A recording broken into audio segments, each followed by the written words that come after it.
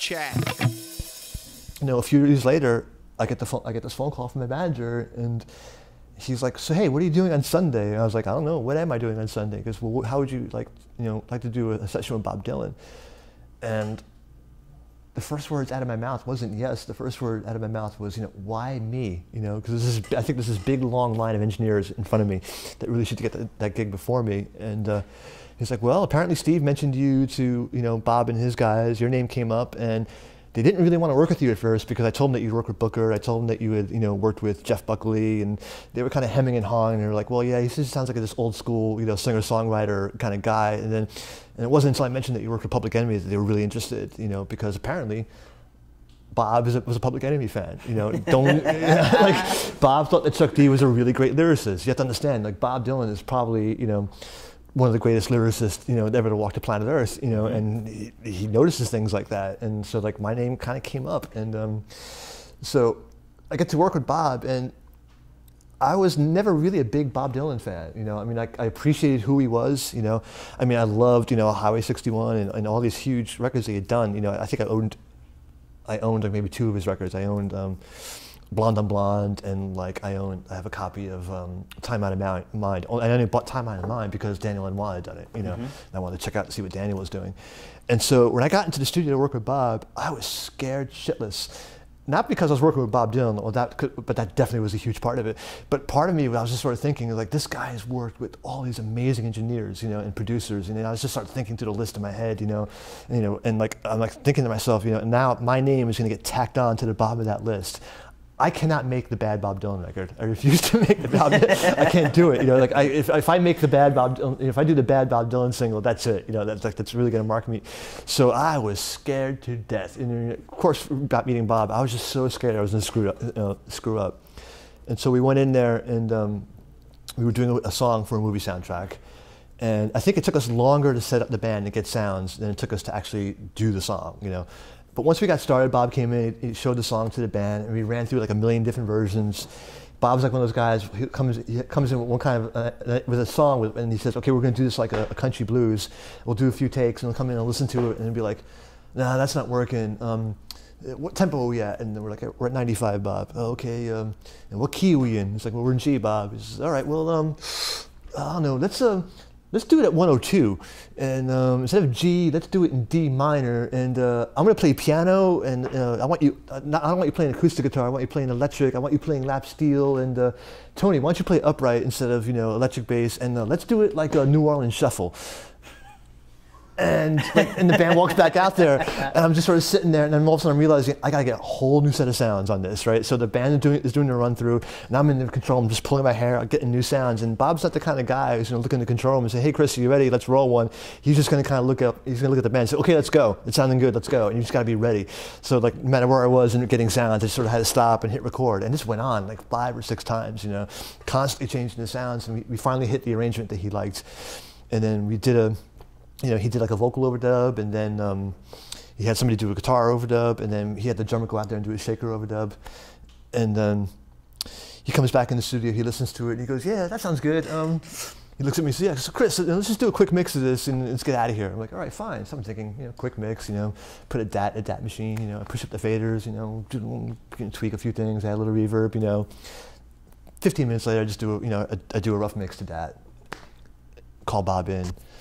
Hey, Bob, check it out, listen to the mix. And he's like, okay, let me just listen to it. I hit play, and he kind of listened to it. He gets halfway through, and he kind of waves his hand. He goes, no, man, this isn't working. I'm like, what's wrong? He's like, well, I can hear everything. Like, I can hear the guitar over here, and I can hear the bass over there, and I can hear the shaker there, and I can hear the piano there. It's just like, but because of all these details poking out at me, it's like distracting me from the vocal and the lyric, let's kind of mush it all together and kind of make it a little bit murkier and darker and a little more sinister sounding, and and make the vocal kind of like harsher and in your face. Maybe put my vocal through an amp. So yeah, these really great ideas. Why don't you try that? And I'm like, okay, sure. So he leaves the room. I pull out a distortion box I had in my bag and put it up on a send. And I kind of feed a little bit of it, a little bit of everything into it, and kind of dull down a few things, and we'll do a mix. I print it.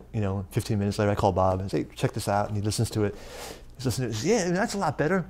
He goes, where's the shaker track? And I point at the fader. It's sitting down at like, you know, -15 or something like that. It's just kind of like in there, you know. I was like, that's the shaker track. He's all right, play the tape for a second. And he played, and he's like, yeah. Boom, then the fader's all the way up. Now this shaker is just screaming loud. It's like Will Ferrell in the cowbell skit. It's just like, it's like it's in your face. You can't, like, you're listening to the song, you just can't get away from the shaker. He goes, yeah, I like that. And then like he turns around, looks at the band, he goes, what do you guys think? And they're all like going, I don't know, Bob, and that shaker is awfully loud. He goes, nah, I kind of like that. Yeah, why don't you just print that? I'm like, all right, sure, no problem. I print it. You know, we're done. You know, the day's over. It's like 6:30, you know, at night. He's like, yeah, that sounds good. And, hey, nice work with you. I'll talk to you later. Boom. He leaves. You know, it's like, you know, take the data, put it in his cassette, and hand it to his manager. You know, day's over. Like, wow, my first Bob Dylan session. This went pretty well. I get a phone call 2 days later from his manager. He's like, yeah, so where's the half inch? You know, for those mixes that we did the other night. I'm like, what half inches? And he goes, well, didn't you print it to half inch? You know, I mean, it was a mix. And I was like, oh, I'm sorry, man.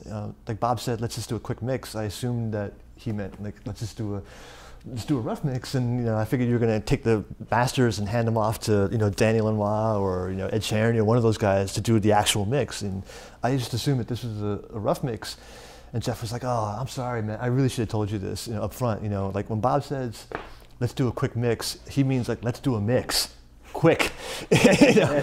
And I was like, okay. I'm sorry. He's like, okay, well, I'll just make sure I get a copy of the DAT and, you know, and make a safety of it. And don't worry, it sounds great. We like it. Oh, by the way, Bob's going to go with that really loud shaker mix. I'm like, okay, whatever. He submits it to the movie. It winds up being the song for this movie called The Wonder Boys. It gets nominated for an Oscar and it wins. And it's a rough mix I did to a fucking DAT, you know. And like he wins it. Like I'm watching the Academy Awards, and like the nominees are, you know, Bob Dylan, you know, Elton John. I'm like going, oh God, you know, and like and the winner is, and it's like Bob Dylan. And I swear to God, I got up and I banged my head against the wall. I was like, I can't believe I printed that to a DAT. It's like, so from that day on, I always had a half-inch machine aligned and running every time I worked at Bob.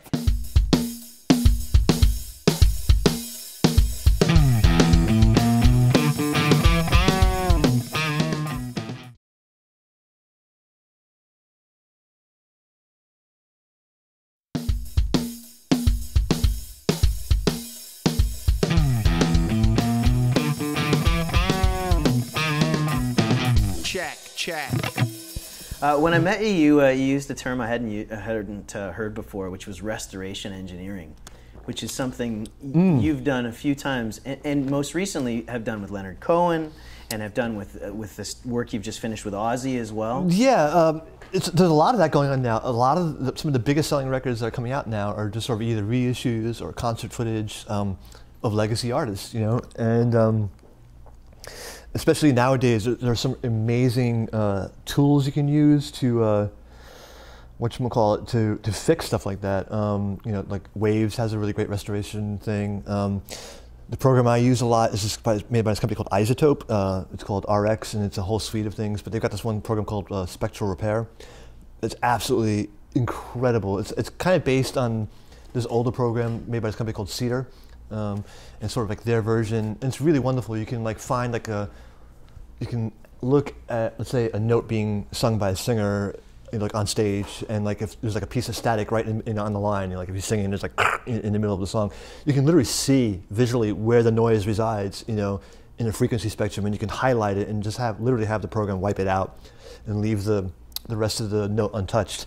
And so I do a lot of stuff like that, you know, and actually that's like kind of the good restoration work that I do, you know, where you take a legacy recording and, you know, you clean it up and, you know, unobtrusively and kind of bring the music forward. A lot of my restoration work, unfortunately, though, these days comes from just like really badly recorded tracks. Right. You know, I'll get some tracks recorded by some band in some, you know, little studio in their hometown, and you know, there's bad ground hums on stuff. You know, things aren't tuned properly. The drum tracks are a mess, and I call that restoration. You know, I call that, you know, emergency, you know, repair engineering. I have a kind of a rep doing that. A lot of, you know, people know me for being able to take songs that are really poorly recorded and making them sound a lot better, but I don't really enjoy doing that work. I mean, I'll do it, you know, because it's work, and it's a challenge, but it's creatively kind of unsatisfying for me, you know, because as a mixer, I get really emotionally involved in the mixes that I do. I mean, I invest every, you know, ounce of emotion and energy I have into the mix at hand. And when I sit down to mix a record, that's all I want to do is push up, you know, faders, turn knobs, and get creative. And when you have to spend the first 6 hours of your session getting the tracks to a point where you can actually start mixing, that's like 6 hours of work that just pulls a lot of creativity out of you. Right. And then you don't want to, like, you know, all right, now after 6 hours of labor, okay, now I got to like pull up this reserve of energy to be creative and do the mixing, you know.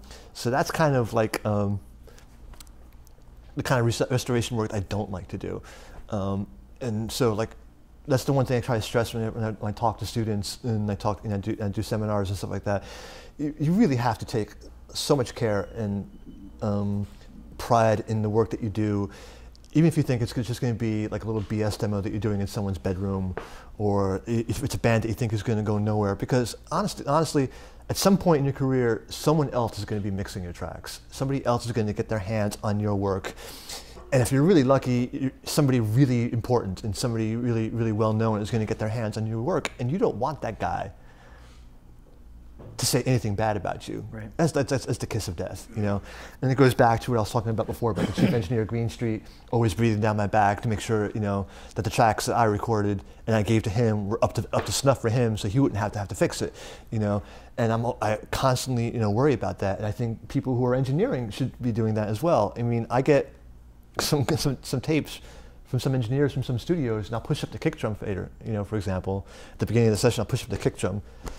And I remember doing a record in LA, I pushed up the kick drum, the assistant was behind me patching something up, and the kick drum was just awful. And I was just sort of sitting there scratching my head, and the assistant, who wasn't watching what I was doing, he leaned over his shoulder and he said, "Hey man, that's a really great overhead track."